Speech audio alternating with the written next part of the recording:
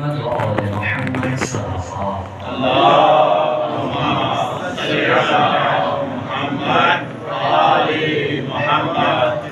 نعرہ تکبیر، اللہ اکبر. نعرہ رسالت، یا رسول اللہ. حسینیت، زندہ باد. یزیدیت، مردہ باد. نعرہ حیدری، حیدری، خاندان زہرا پر بلند ترین صلوات. اللهم صل على محمد وآل محمد. دعا ہے خالق منان سے، وہ رحیم اور کریم اللہ جس کے سامنے احمد مرسل جیسا نبی اپنی یہ جبین نیاز جھکاتے ہیں. دعا ہے اس اللہ سے جس کے سامنے علی یہ مرتضیٰ حیدر کرار، لا فتح الا علی، لا سیف الا ذوالفقار رکھنے والے میرے مولا اپنا سر جھکاتے ہیں.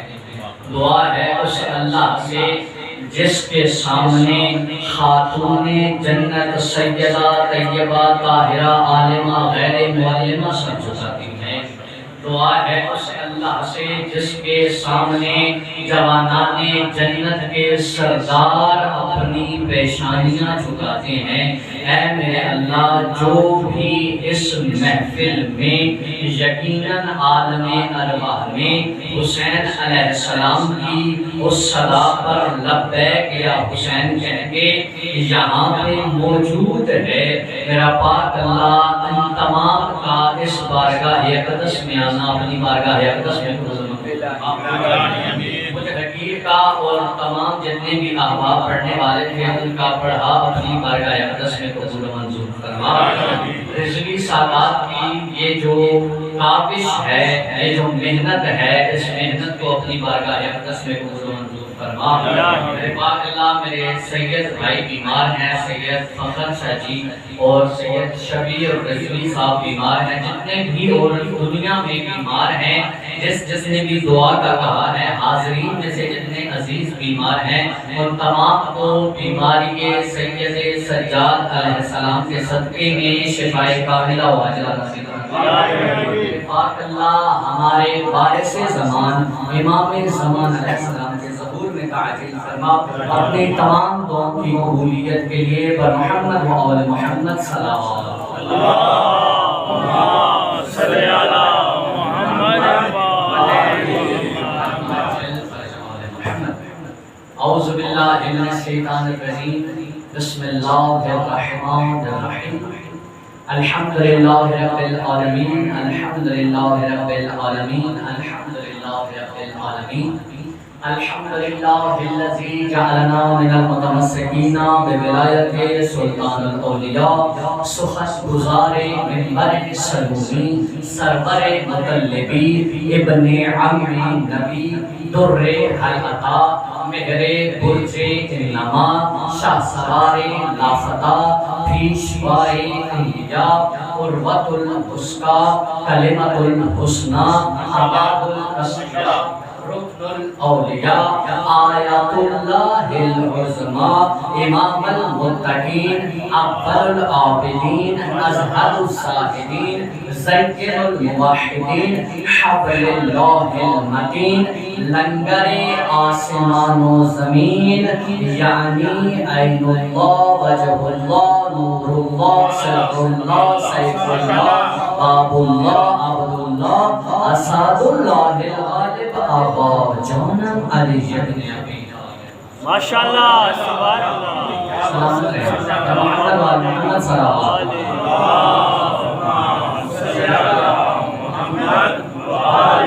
وآل بیتہ الطیبین الطاہرین المعصومین المنتخبین المظلومین. اما بعد فقد قال اللہ تبارک و تعالی فی قرآنہ الحکیم.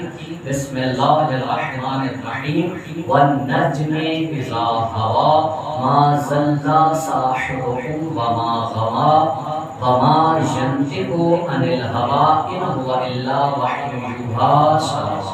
اللهم صل على محمد وآل محمد. شکر گزار ہوں آپ سامعین کا کہ جنہوں نے اپنے قیمتی وقت میں سے تھوڑا سا ٹائم دیا اور آل محمد کے ذکر کو دوبالا کرنے کے لیے اور اعلیٰ کرنے کے لیے یہاں پہ موجود ہیں، اور مجھ حقیر کی جتنی بھی علمی بساط ہے اس کو سننے کے لیے آ جانا ہے۔ اس کے بعد موضوع ہے ذکر علی ابن ابی طالب، اور یہ بہت وسیع موضوع ہے، میں نے بتایا تھا، لیکن آپ ہی احباب جب ملتے ہیں بیٹھتے ہیں تو جو معروضات عرض کر دیتے ہیں وہ لازمی سمجھتا ہوں کہ ان کے جوابات دے دیے جائیں۔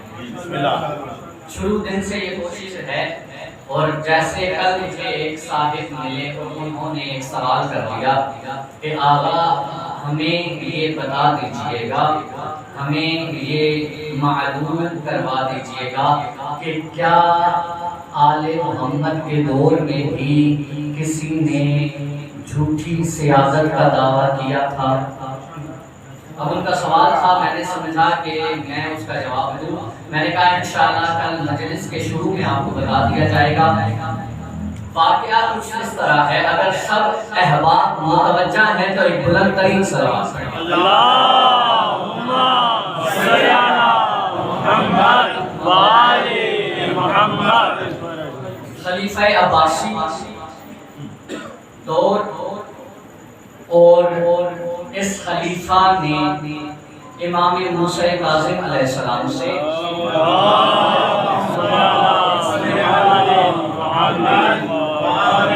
آپ نے یقیناً بہت ہی کم واقعات سنے ہوں گے جو میرے اس امام سے منسوب ہیں، اور ماشاءاللہ رضویہ امام بارگاہ میں بیٹھ کر ان کی جد کا ذکر کیا جا رہا ہے۔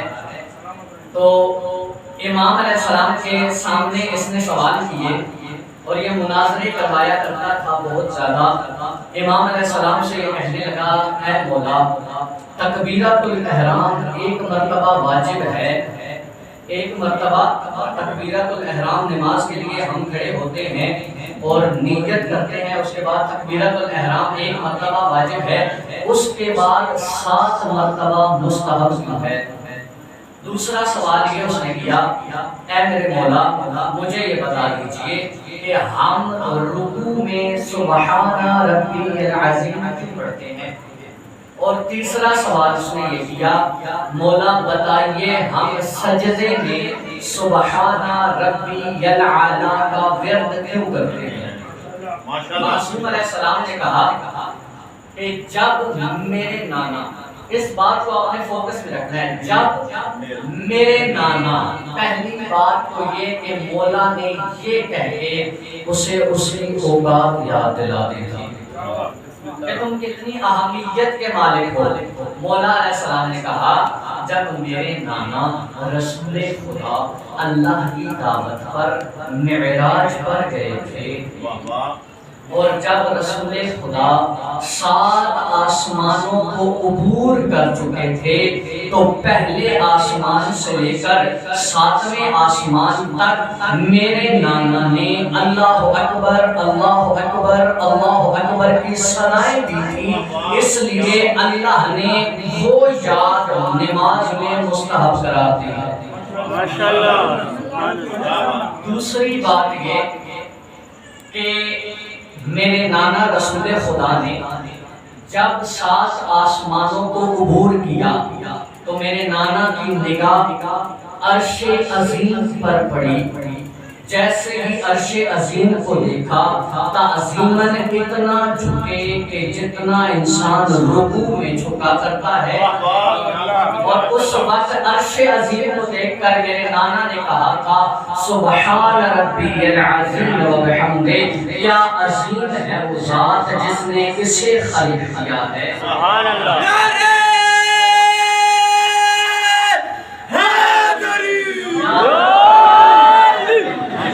نعرہ لگایا ہے ہر شخص نہیں لائق مدار یہ حیدر، اغیار کو یہ طرز کلام آ نہیں سکتا، مر جائے گا منافق نہ پکارے گا علی کو، ناپاک زبانوں پہ یہ نام آ نہیں۔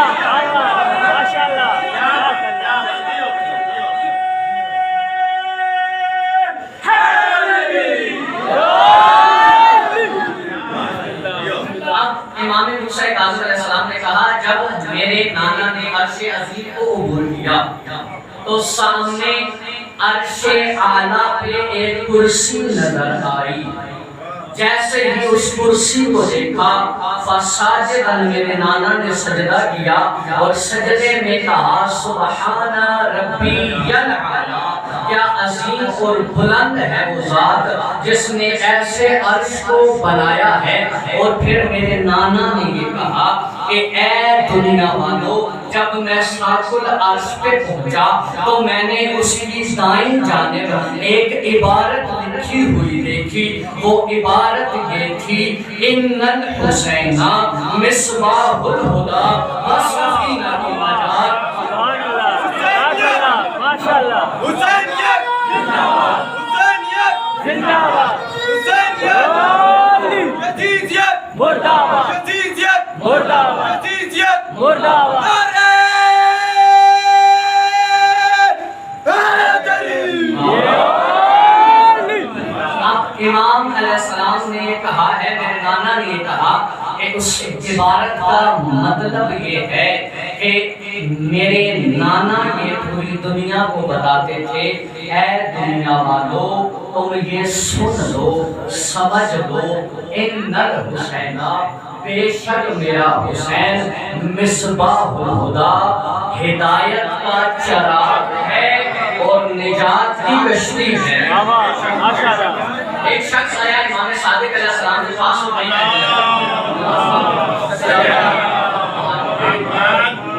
امام کو کہنے لگا یا رسول اللہ مجھے یہ بتا دیجئے کیا آپ اہل بیت تمام کے تمام سفن النجات نہیں ہیں؟ کیا آپ تمام کے تمام نجات کی کشتیاں نہیں ہیں؟ تو میرے صادق امام نے کہا بے شک ہم ہیں. تو اس وقت اس نے کہا پھر امام حسین کے متعلق ہم نے کیوں اتنا زیادہ یہ سنا ہے کہ وہ نجات کی کشتی ہیں، وہ نجات کی کشتی ہیں. اگر دکھ آئے تو یقیناً جواب دیجیے گا وہ نجات کی کشتی ہے.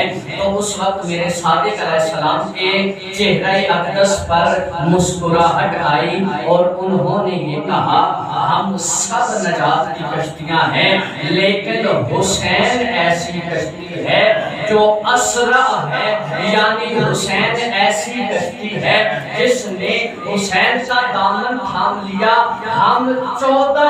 ہم 14 میں سے 13 مل کر لوگوں کو جنت میں لے کر جائیں گے، لیکن جتنے بھی گناہگار حسین کا دامن تھام لیں گے ہم سے پہلے حسین ان کی نجات کر کے جنت میں لے جائے. جواب ماشاءاللہ. مندری سوالت نعرہ حیدری. حسین تیز ترین کشتی ہے نجات کا. اچھا اب امام علیہ السلام نے یہ جواب دے چکے، اس نے امام کو رخصت کیا، رخصت لوگوں کے سامنے کیا، پھر قید میں کروا دیا. ایک دن اسے شوق ہوا کہ حضرت عباس رسول خدا کے چچا تھے اور میں ہوں اس نسل میں سے، تو ظاہری بات ہے ہمارا بھی کہیں نہ کہیں کچھ نہ کیا باچا رسول خدا سے ملتا ہے تو میں بھی سید نہ بن جاؤں. اس نے یہ سوچا، وہ اصل مقصد کی طرف اس نے یہ سوچا کہ پھر مجھے بھی ابن رسول اللہ کہلوانا چاہیے، مجھے بھی سید کہلوانا چاہیے. اب پورے دربار سے یہ اصل کام تاریخ اسلام کا خراب ہی درباریوں نے کیا ہے. پورے دربار سے کہنے لگا اے دربار والو ذرا مجھے بتاؤ، یہ سارا جب اس نے پورا اپنا مدعا بیان کیا اور تمہید بیان کرنے کے بعد یہ کہنے لگا کیا مجھے سزاوار نہیں ہے کہ تم مجھے یبنا رسول اللہ کہا کرو؟ تو درباریوں نے کہا یقیناً یقیناً یقیناً اس روئے زمین پر سید کہلوانے کا حق ہی آپ کو ہے، کیونکہ آپ کے سید بننے کی گواہ ہم جو موجود ہیں، ہم موجود ہیں، آپ ہمارے سامنے سید بن رہے ہیں، اس سے بڑی سیادت کیا ہوگی؟ تو اس وقت اس نے کہا تم بے شک مان لو گے کیونکہ تم میرے ٹکڑوں پہ پلتے ہو، تم میرے ٹکڑوں پہ پلتے ہو. اگر مجھے موسیٰ کاظم مان جائے تو پھر میں اپنی سیادت کا اعلان کروا دوں گا۔ اب اس نے پھر زندان سے مولا کو شاہی خلعت پہنوائی تاکہ لوگوں کے سامنے اس کا سجدہ آئے، اور مولا علیہ السلام جیسے ہی دربار میں داخل ہوئے اور کہنے لگا یا ابن عم السلام علیکہ، اے میرے چچا کے بیٹے آپ پر میرا سلام ہو۔ پہلا دھوکہ دنیا کو، اے میرے چچا کے بیٹے آپ پر سلام ہو، اور چچا کا بیٹا کیا ہوتا ہے، دونوں آپسی خون جو ہوتے ہیں۔ میں بھی سید ہوں نا، بڑا اچھل کے کہنے لگا میں بھی سید ہوں نا۔ اب امام اسے کہتے ہیں شیعان علی، امام اسے کہتے ہیں کہ جو ایسا جواب دے جس کے بعد سوال کرنے کی ضرورت جو ہے۔ ماشاءاللہ۔ امام علیہ السلام نے کہا اچھا تم سید اپنے آپ کو کہلوانا چاہتے ہو، مجھے صرف ایک سوال کا جواب دے دو۔ میں ایک سوال تمہیں کروں گا، تم مجھے ایک سوال کا جواب دے دو۔ میرا سوال یہ ہے کہ اے ہارون، ابھی کسی تمہارے دربار میں میرے نانا رسول خدا آ جائیں، میرے نانا رسول خدا آ جائیں، اور وہ تمہیں سلام و کلام کے بعد، سمجھنے کی بحث ہے، پتہ ہونا چاہیے، سلام و کلام کے بعد وہ تمہیں یہ کہیں اے ہارون میں تمہاری بیٹی کی خواستگاری کے لیے آیا ہوں، اے ہارون مجھے تمہاری بیٹی کا رشتہ چاہیے، تو کیا ہارون آپ دے دیں گے؟ اس وقت اس نے ایک بہت ہی عظیم جملہ کہا یبنا رسول اللہ، جب رسول نے نہیں مانگی تھی ہم نے بڑھ بڑھ کے دی تھی، اب تو وہ مانگنے آئیں گے، اب تو ہم سے مانگنے آئیں گے، ہم تو بے شک ہم دینا اپنی سعادت سمجھیں گے، اور لوگوں کی آنکھوں میں آنکھیں ڈال کے ہم بھی یہ کہہ سکیں گے کہ ہم بھی رسول کے رشتہ دار ہیں، ہم بھی رسول کے رشتے میں آتے ہیں۔ بس اتنا کہنا تھا۔ میرے امام موسیٰ کاظم علیہ السلام نے اس کی آنکھوں میں آنکھیں ڈالی اور کہا ہارون تیرے سوال میں ہی تجھے جواب مل گیا ہے، ارے میرے نانا تجھ سے تیری بیٹی کا رشتہ مانگ سکتے ہیں، اس لیے کہ تم ان کی اولاد نہیں ہو، میں موسیٰ کاظم ان کا نواسا ہوں، اس لیے وہ مجھ سے میری بیٹی کا رشتہ نہیں مانگ سکتے۔ ماشاءاللہ۔ اے ہارون مجھے تیرے سوال کا جواب مل گیا ہے، تو سید نہیں ہے، کیونکہ میرے نانا اپنے بیٹے سے رشتہ نہیں مانگے گے، اپنے غیروں سے رشتہ مانگے گے۔ تو احباب جس نے سوال کیا تھا آل محمد کے دور میں بھی جھوٹی سیادت کے دعوے ہوتے رہے ہیں، پر محمد و آل محمد صلی اللہ علیہ وسلم۔ موضوع ہے ذکر علی، اور آج مجھے جو بانیان کی طرف سے کہا گیا ہے وہ حضرت امیر مسلم کے فضائل اور مسائل بیان کیا گیا، اور میں آپ کو بتا دوں کہ امام حضرت مسلم علیہ السلام کے بارے میں ہمارے بھائیوں کے مستند ترین عالم جن کا نام اسفرائینی ہے، انہوں نے اپنی کتاب میں لکھا ہے کہ اس دنیا میں 4 علی گزرے ہیں، جن میں سے ایک حضرت مسلم بن عقیل بھی، ماشاءاللہ، سبحان اللہ، جزاک اللہ، یہ بھی علی ہے، اور پھر حضرت مسلم باب الحوائج بھی ہیں، یعنی حاجتوں کا دروازہ بھی ہے۔ تو میرا مسلم کس شان کا مالک ہے، حضرت مسلم کس عظمت کے مالک ہیں، اور میں نے کتاب اس لیے اٹھائی ہے کہ کم میں آیت اللہ سبحانی سے لے کر وحید خراسانی تک تمام ہمارے استاد کرام ایسے ہی حوالے ساتھ لے کر آتے ہیں اور ہم سے گفتگو کرتے ہیں، اور آپ سے میں اس کی گفتگو ایسے کر رہا ہوں۔ اب میں نے شان بیان کرنی ہے اس علی کی جو علی اب سمجھیے، آپ توازن کیجئے کہ اللہ نے اپنی زبانیں ان 14 کو قرار دیا ہے، اور ان 14 میں سے میرے مرشد حسین نے جسے اپنی زبان بنایا ہے اسے مسلم کہتے ہیں۔ ماشاءاللہ ماشاءاللہ۔ اور اللہ نے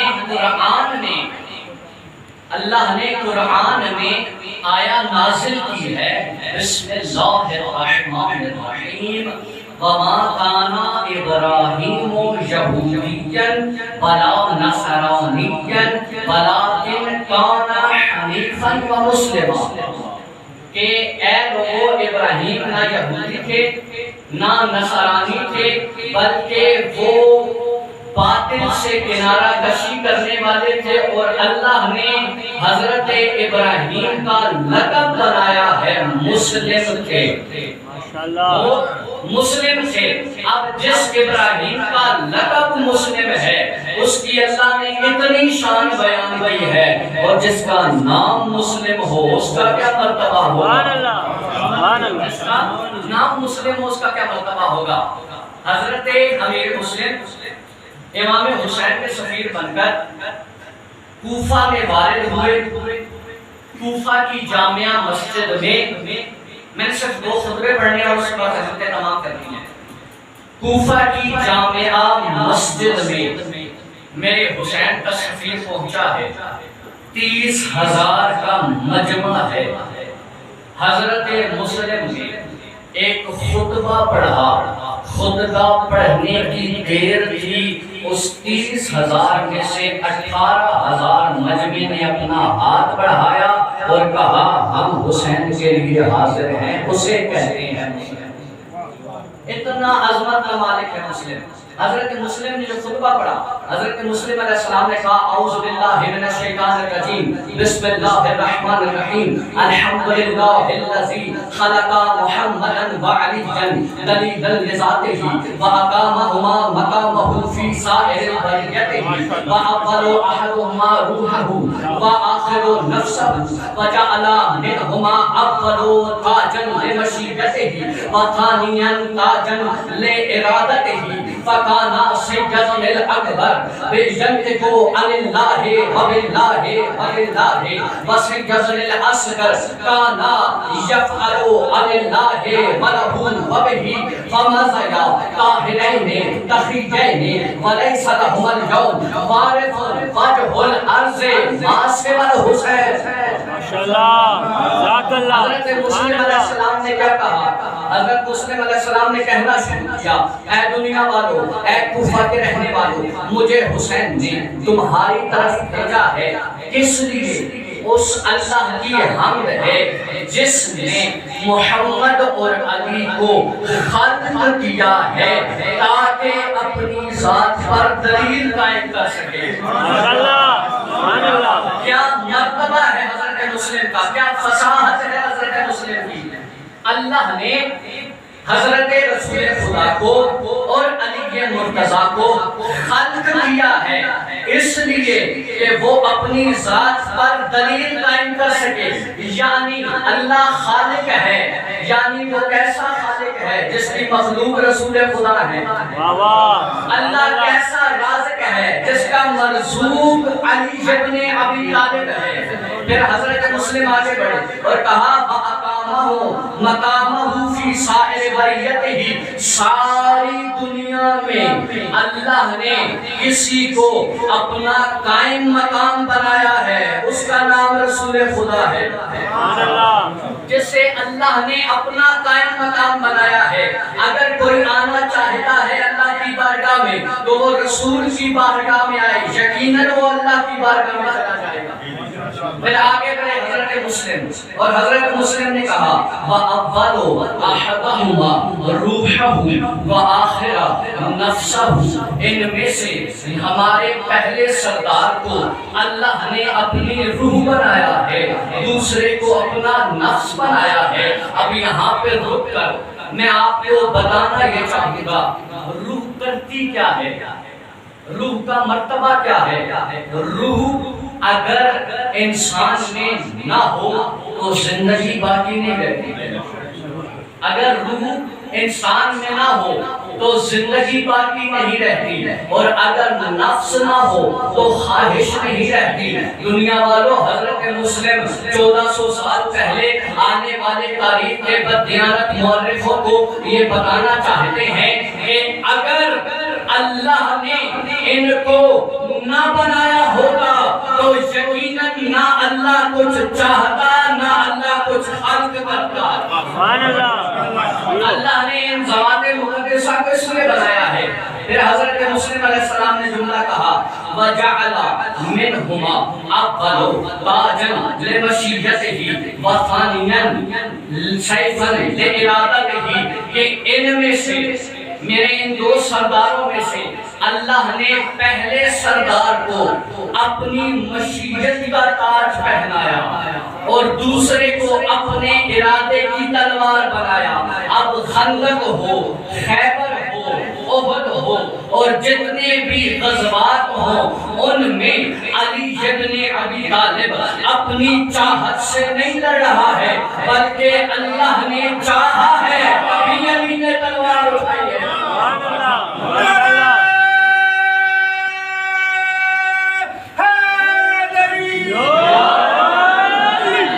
کچھ نہیں چاہا ہے اور یہ قرآن بھی گواہی دے رہا ہے ما تشاءون الا ان یشاء اللہ۔ اے اہل بیت رسول، آپ کچھ نہیں چاہتے، وہی چاہتے ہیں جو خدا چاہتا ہے۔ پھر حضرت مسلم آگے بڑھے اور آگے بڑھ کے کہتے ہیں فَقَانَ سَيَّدُ الْأَكْبَرُ يَنْطِقُ عَنِ اللَّهِ وَبِاللَّهِ وَفِي اللَّهِ۔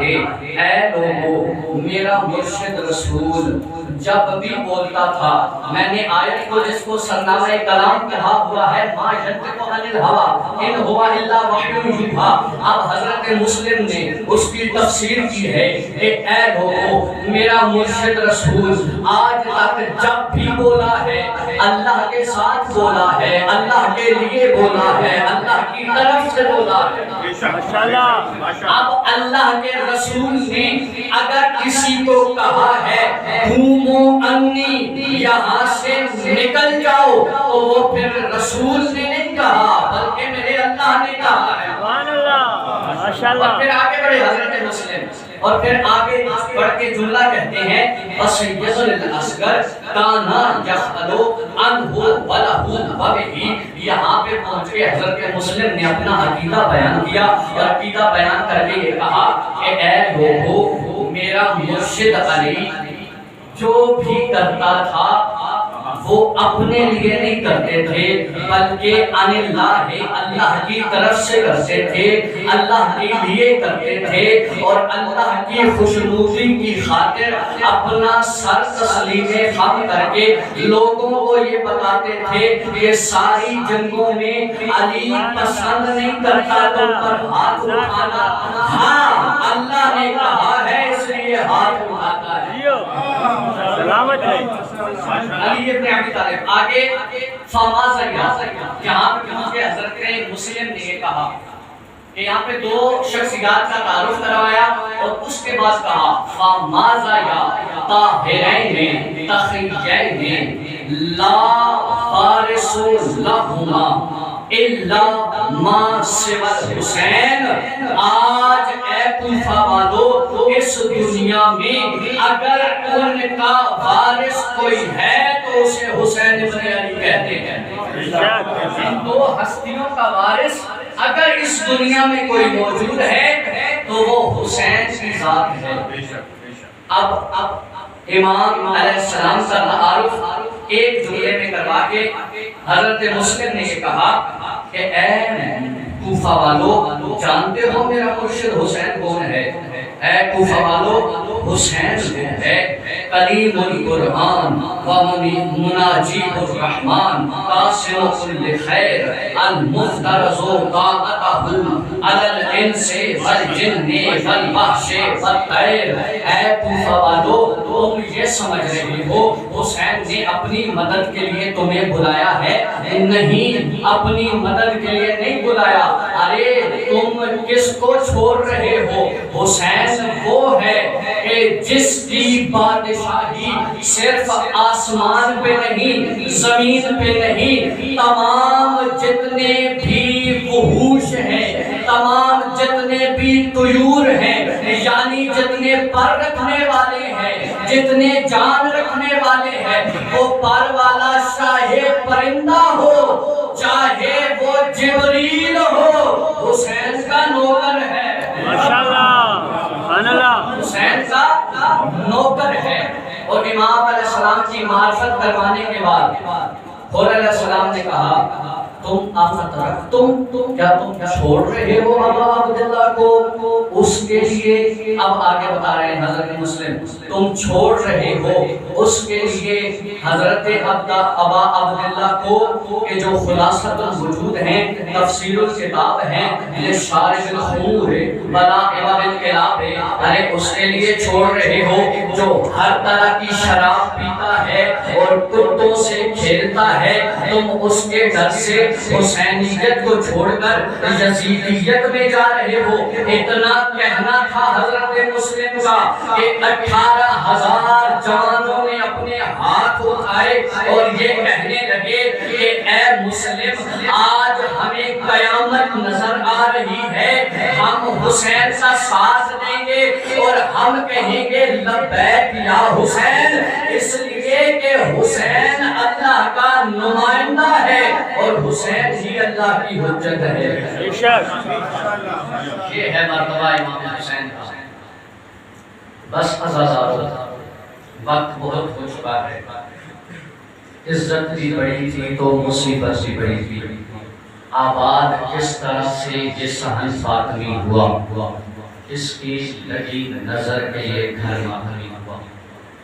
کل آپ کی بارگاہ عالیہ میں یہ بیان کیا تھا کہ امام حسین سیدہ کو ساتھ لے کر مدینہ سے چلے مکہ پہنچے، اور مکہ پہنچ کر امام علیہ السلام کو جب حج نہیں کرنے دیا گیا، کس کو حج نہیں کرنے دیا گیا؟ اس کو جو وارث رسول خدا ہے۔